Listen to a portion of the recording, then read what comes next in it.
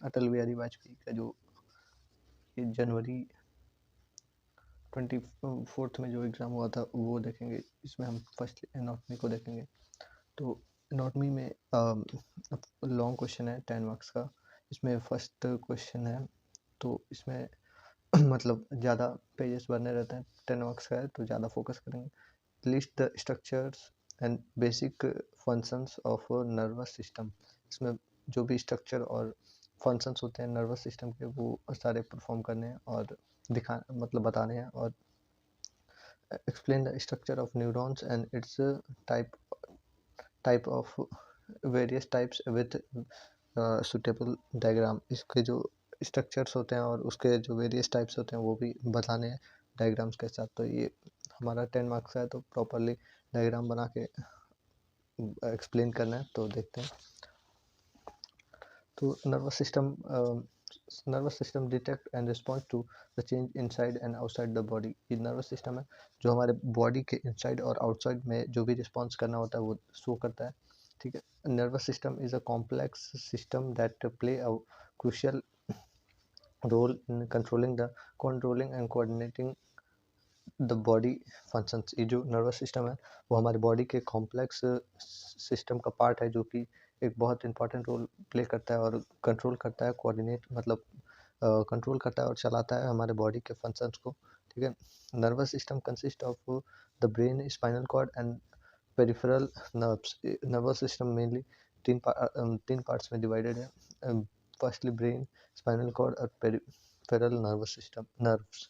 तो स्ट्रक्चर्स और organisation of tissues that form component in. ये जो बॉडी के जो ऑर्गेनाइजेशन होती है टिश्यूज का वो बहुत ज़्यादा कंपोनेंट्स मतलब एबल होते हैं रैपिड कम्युनिकेशन करने से। जो भी बॉडी पार्ट के एक दूसरे से मतलब कांटेक्ट में रहते हैं उनसे प्रॉपर नेटवर्क होती है नर्व से और रैपिडली कम्युनिकेशन होती रहती है।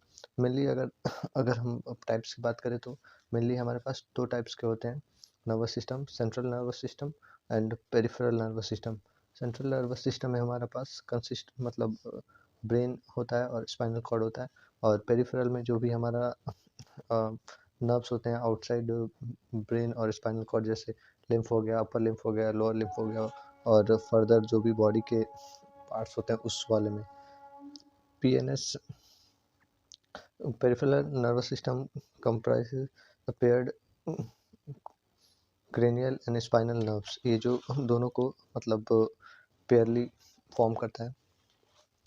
पेरिफेरल ये तो हो चुका।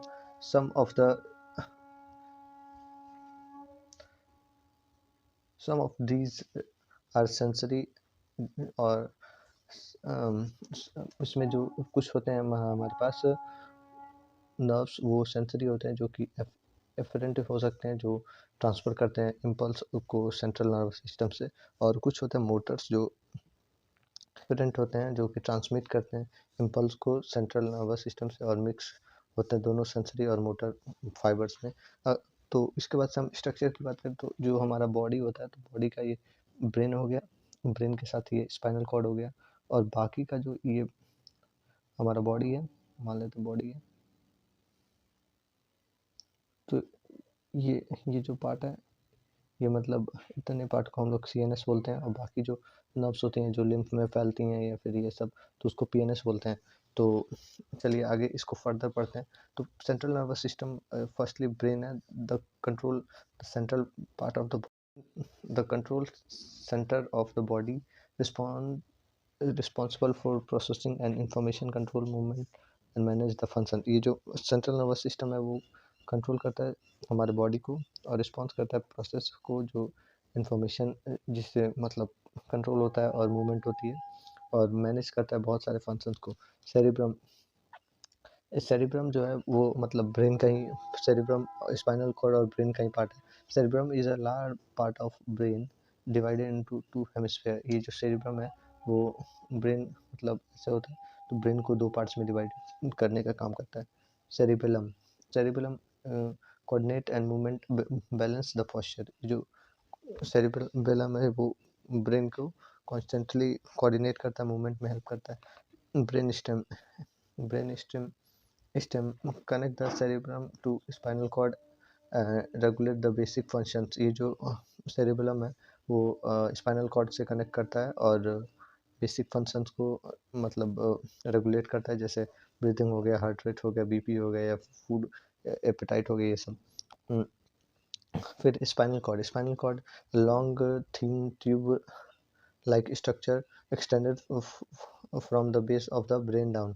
ये जो स्पाइनल कॉर्ड है वो मतलब ये ब्रेन है तो उसी से लॉन्ग थिन ट्यूब लाइक होता है स्ट्रक्चर, जो कि नीचे बेस के ब्रेन के डाउन साइड में होता है और लोअर बैक में ये मतलब होता है। पेरिफेरल नर्वस सिस्टम में नर्व्स होते हैं जो कि अलग अलग बॉडी पार्ट्स में डिवाइडेड होते हैं और उसमें जो भी कम्युनिकेशन होती है या फिर चेंजेस होते हैं तो उसके हिसाब से रिस्पॉन्स करते हैं कंट्रोल एंड कोऑर्डिनेशन में। Bundle of nerves fibre that transmit the single signal between CNS and the rest of the body. जो बंडल ऑफ मतलब नर्व्स होते हैं, नर्व्स फाइबर्स होते हैं, वो ट्रांसमिट करते हैं सिग्नल्स को और ये सेंट्रल नर्वस सिस्टम और जो पूरी पूरी बॉडी होती है उसको कनेक्ट करते हैं। तो उसके बाद से सेंसरी नर्व्स क्या होते हैं? Transmit the sensory information between sensory receptors to the CNS.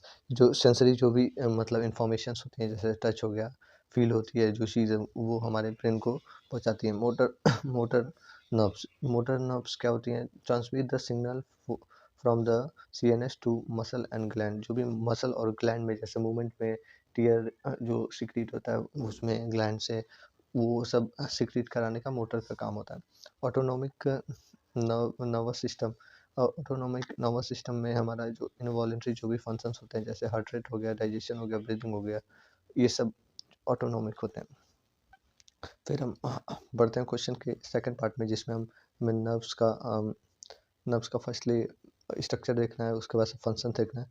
तो यहाँ तक हमारा हाफ पार्ट हो गया है, जिसमें हमने देखा कि बेसिक फंक्शन क्या होता है और स्ट्रक्चर क्या होता है।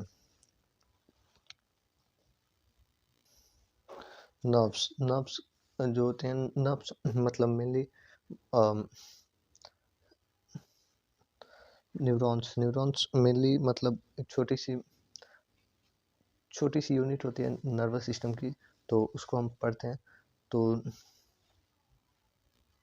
डेंड्राइट्स, ये जो है डेंड्राइट्स जो है वो रिसीव करता है सिग्नल को और दूसरे नर्व से, ठीक है।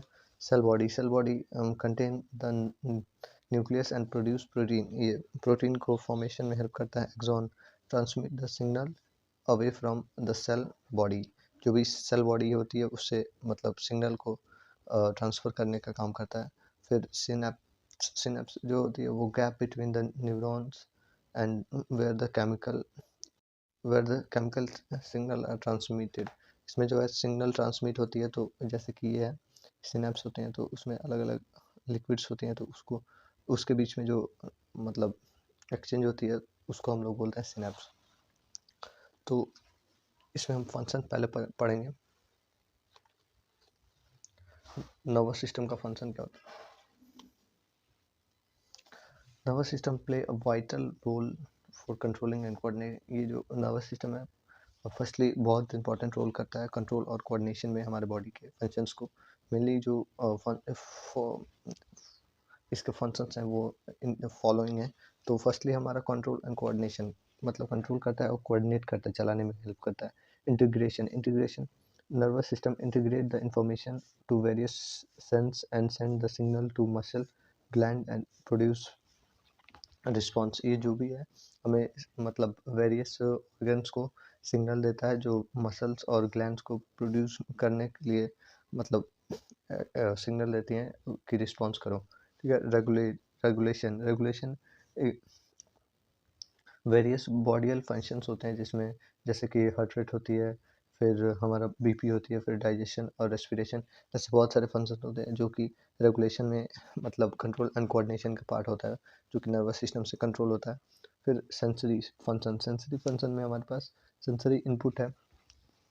Nervous system receive the sensory information from the sensory receptor such as pain हो गया, temperature, touch, taste, smell, hearing and vision. ये जो भी सेंसरी सेंसेशंस होती हैं, जैसे सेंसरी इंफॉर्मेशंस होती हैं, जैसे जो सेंसरी रिसेप्टर से मिलती हैं, जैसे पेन है, टेम्परेचर, टच, ये सब है, तो उसको सेंसरी इनपुट से हमें ट्रांसफ़र करते हैं। फिर हमारे पास है इंटरप्रिटेशन प्रिटेशन।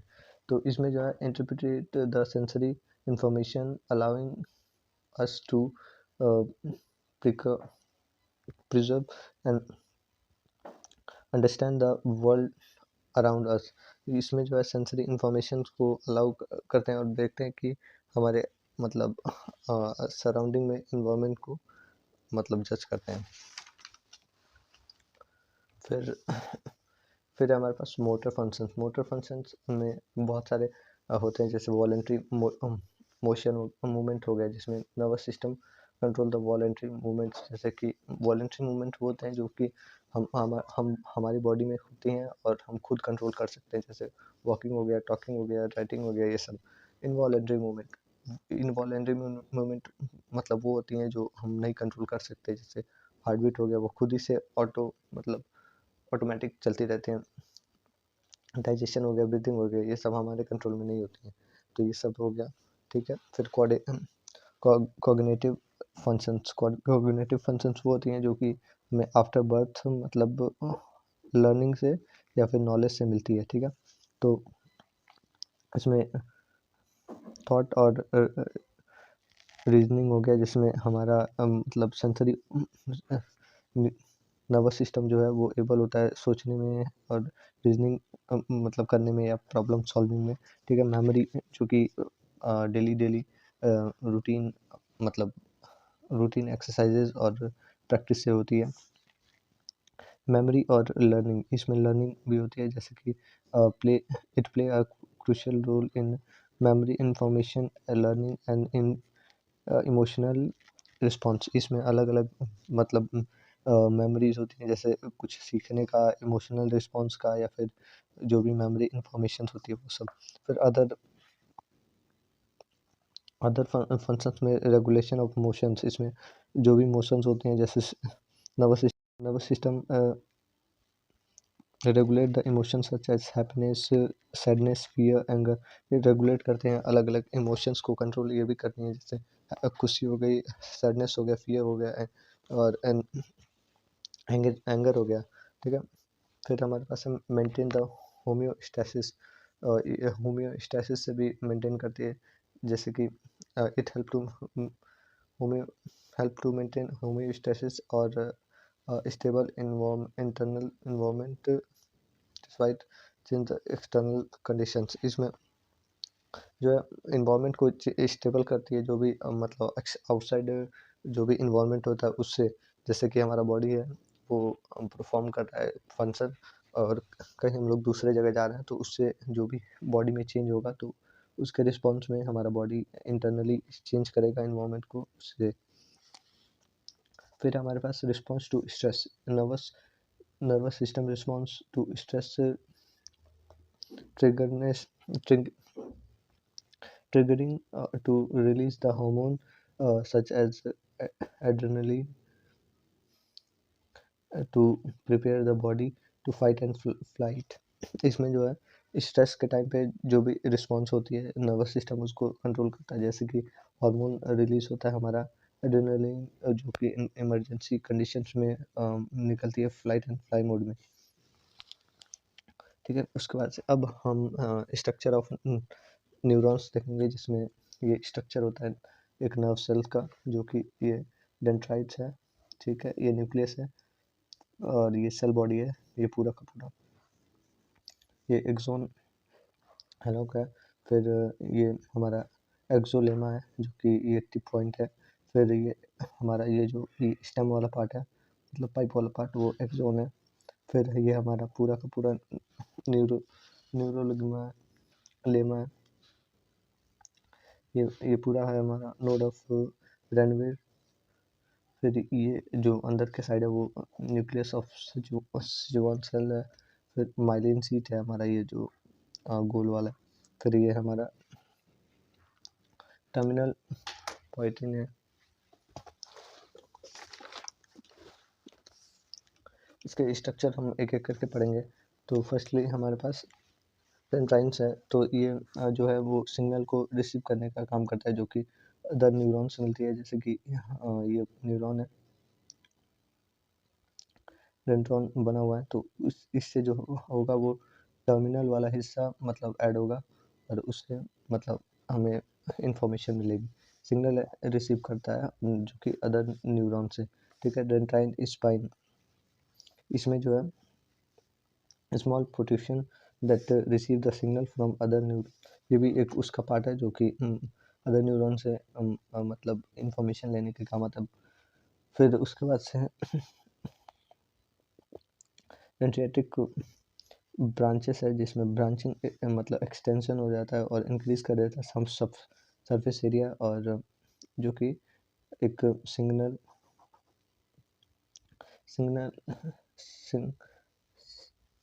रिसेप्शन होती है, ठीक है।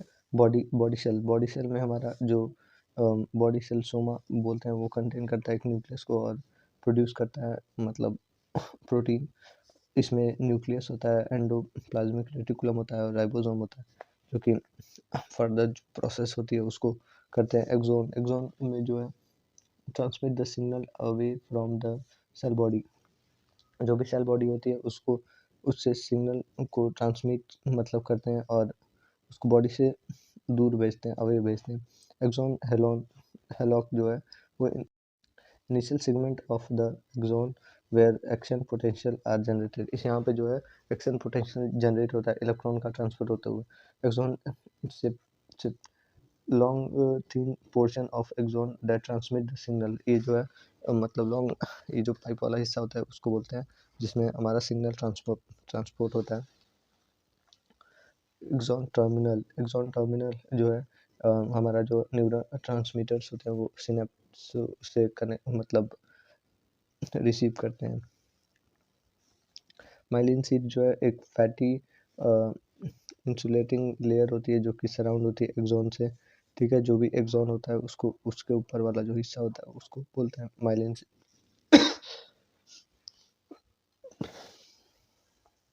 फिर न्यूरोफिब्रिल जो है वो प्रोटीन फिलामेंट होती है जो कि प्रोड्यूस होता है स्ट्रक्चरल सपोर्ट के लिए। माइक्रोट्यूबिन जो है वो हॉलो ट्यूब्स होती है जो कि ट्रांसपोर्ट करती है मटेरियल को और जो कि न्यूरॉन्स के अंदर होती है। फिर उसके बाद से हम न्यूक्लियस को देखते हैं। न्यूक्लियस जो भी होता है सिचुआन सेल का, तो इसमें जो है मेम्ब्रेन बाउंड ऑर्गेनेल होता है जो कि कंटेन करता है सेल का जेनेटिक मटेरियल और फंक्शन करता है जीन एक्सप्रेशन का, फिर सेल ग्रोथ का और रिस्पॉन्स करता है जो भी इंजरी होती है उससे। सिनेप्स हमारा सिनेप्स जो है वो अदर मतलब जो भी चैनल्स होते हैं, इलेक्ट्रॉनिक चैनल्स होते हैं जो लिक्विड से कनेक्ट होती है उसको मतलब ट्रांसफ़र करने के काम में आता है, जिसमें हमारा 3 टाइप होती है, जिसमें फर्स्ट है हमारा प्री सिनेप्टिक न्यूरॉन्स, इसमें जो है रिलीज़ होती है न्यूरोट्रांसमीटर से, और पोस्ट सिनेप्टिक न्यूरॉन्स जो है वो रिसीव करती है, और सिनेप्टिक क्लैप जो है वो दोनों के बीच के गैप को बोलते हैं।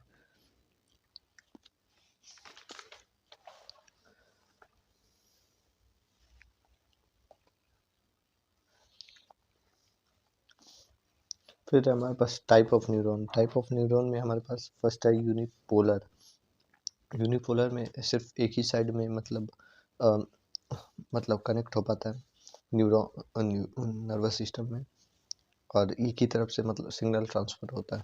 फिर बाइपोलर है, तो बाइपोलर में हमारे पास एक तरफ से सिग्नल आएगा, दूसरी तरफ से रिसीव होगा और दूसरा कनेक्ट रहेगा। फिर हमारे पास स्यूडो यूनिपोलर, इसमें जो है दोनों तरफ सेंसरी रिसेप्टर्स होते हैं।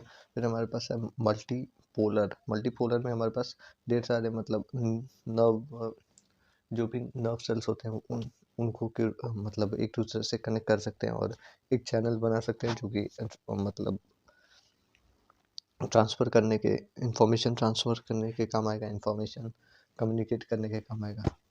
Thank you.